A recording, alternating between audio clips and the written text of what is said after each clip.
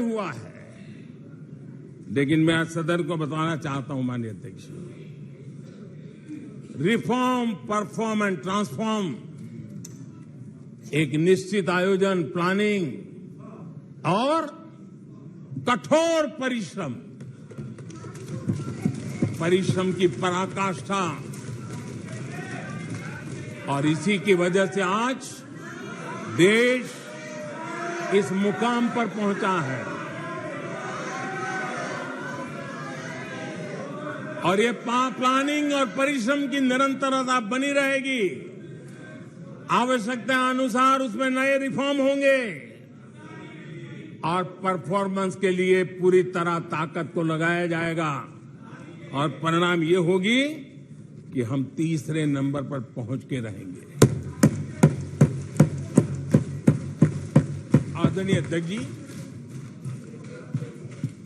देश का विश्वास मैं शब्दों में भी प्रकट करना चाहता हूं। और देश का विश्वास है कि 2028 में आप जब अविश्वास प्रस्ताव लेके आएंगे, तब ये देश पहले 3 में होगा। ये देश का विश्वास है।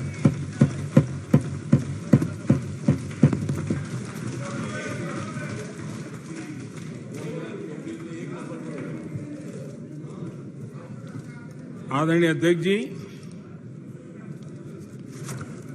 हमारे विपक्ष के मित्रों के फितरत में ही अविश्वास भरा पड़ा है। हमने लाल किले से स्वच्छ भारत अभियान का आह्वान किया, लेकिन उन्होंने हमेशा अविश्वास जताया। कैसे हो सकता है? गांधी जी भी आके गए, करके कह के गए, क्या हुआ? अब स्वच्छता कैसे हो सकती है? अविश्वास से भरी हुई इनकी सोच है। हमने मां बेटी को खुले में शौच से मुक्त करने के लिए, उस मजबूरी से मुक्त होने के लिए शौचालय जैसी जरूरत पे जोर दिया। और तब ये कहना, क्या लाल किले से ऐसे विषय बोले जाते हैं क्या? क्या ये देश की प्राथमिकता होती है क्या? हमने जब जन धन खाते खोलने की बात की, तब भी यही बात निराशा की। क्या होता है जन धन खाता? उनके हाथ में पैसे कहां है? उनका जेब में क्या पड़ा है? क्या लेके आएंगे? क्या करेंगे? हमने योग की बात की, हमने आयुर्वेद की बात की, हमने उसको बढ़ावा देने की बात की, तो उसका भी मखौल उड़ाया गया। हमने स्टार्टअप इंडिया की चर्चा की, तो उन्होंने उसके लिए भी निराशा फैलाई। स्टार्टअप तो कुछ हो ही नहीं सकता है। हमने डिजिटल इंडिया की बात कही, तो बड़े बड़े विद्वान लोगों ने क्या भाषण किए। हिंदुस्तान के लोग तो अनपढ़ है, हिंदुस्तान के मोबाइल चलाना भी नहीं आता है, हिंदुस्तान के लोग कहां से डिजिटल करेंगे?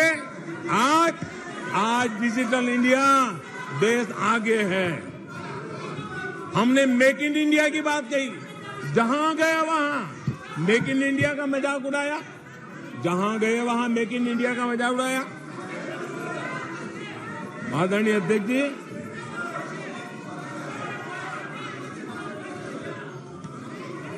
कांग्रेस पार्टी और उनके दोस्तों का इतिहास रहा है कि उन्हें भारत पर, भारत के सामर्थ्य पर कभी भी भरोसा नहीं रहा है। भाषण पूरा नहीं हुआ। आदरणीय अध्यक्ष जी, और ये विश्वास किस पर करते थे? मैं जरा आज सदन को याद दिलाना चाहता हूं। पाकिस्तान सीमा पर हमले करता था, हमारे यहां आए दिन आतंकवादी भेजा जाता था, और उसके बाद पाकिस्तान हाथ ऊपर करके मुकर जाता था, भाग जाता था, बोले हमारी तो कोई जिम्मेवारी नहीं है, कोई जिम्मा लेने को तैयार नहीं होता था। और इनका पाकिस्तान से ऐसा प्रेम था कि वो तुरंत पाकिस्तान की बातों पर विश्वास कर लेते थे। पाकिस्तान कहता था कि आतंकी हमले होते रहेंगे और बातचीत भी होती रहेगी। इन्हें यहां तक कहते हुए पाकिस्तान कह रहा है तो सही कहता होगा, ये इनकी सोच रही है। कश्मीर आतंकवाद की आग में दिन रात सुलग रहा था, जलता था, लेकिन कांग्रेस सरकार का काम कश्मीर के आम नागरिकों पर विश्वास नहीं था। वे विश्वास करते थे हुर्रियत पर, वे विश्वास करते थे अलगवादियों के ऊपर, वे विश्वास उन लोगों पर करते थे जो पाकिस्तान का झंडा लेकर के चलते थे। भारत ने आतंकवाद पर सर्जिकल स्ट्राइक किया, भारत ने एयर स्ट्राइक किया। इनको भारत की सेना पर भरोसा नहीं था, उनको दुश्मन के दावों पर भरोसा था। ये इनकी प्रवृत्ति थी। अध्यक्ष महोदय, आज दुनिया में कोई भी भारत के लिए अपशब्द बोलता है तो इन्हें उस पर तुरंत विश्वास हो जाता है, तुरंत उसको कैच कर लेते हैं। ऐसा मैग्नेटिक पावर है कि भारत खिलाफ हर चीजें वो तुरंत पकड़ लेते हैं। जैसे कोई विदेशी एजेंसी कहती है कि भूखमरी का सामना कर रहा कई देश भारत से बेहतर है, ऐसा झूठी बात आएगी तो भी पकड़ लेते और हिंदुस्तान में प्रचार करना शुरू कर देते, प्रेस कॉन्फ्रेंस कर देते हैं। भारत को बदनाम करने में क्या मजा आता है। दुनिया में कोई भी ऐसी बेतुकी बातों को मिट्टी के ढेले जैसी जिसकी कीमत ना हो, ऐसी बातों को तवज्जो देना ये कांग्रेस की फितरत रही है और तुरंत उसका भारत में एम्पलीफाई करना, प्रचार करना पूरी कोशिश में लग जाती है। कोरोना में ये महामारी आई, भारत के वैज्ञानिकों ने मेड इन इंडिया वैक्सीन बनाया। उन्हें भारत के वैक्सीन पर भरोसा नहीं, उनको भारत के वैक्सीन पर भरोसा नहीं, विदेशी वैक्सीन पर भरोसा, ये इनकी सोच रही। आदरणीय अध्यक्ष जी,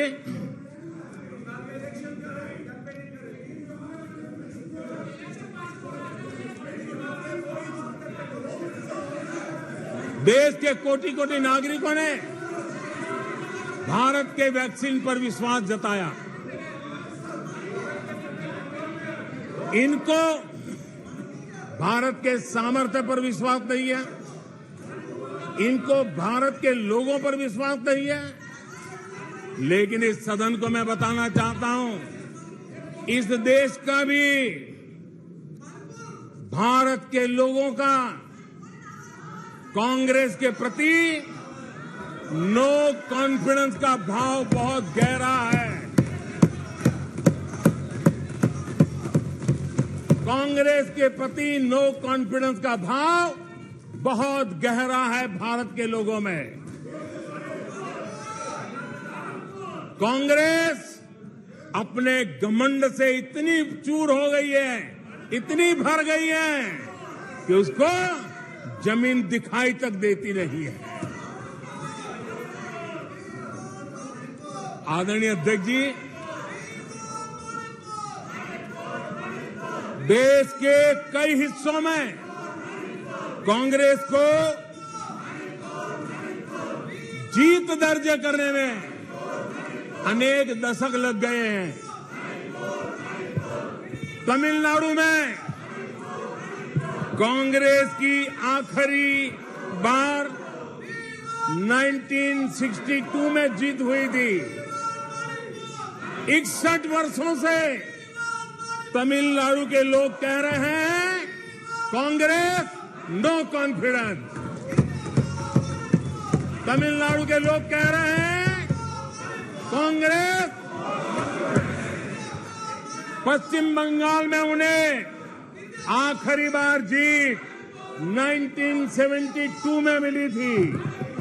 पश्चिम बंगाल के लोग 51 सालों से कह रहे हैं कांग्रेस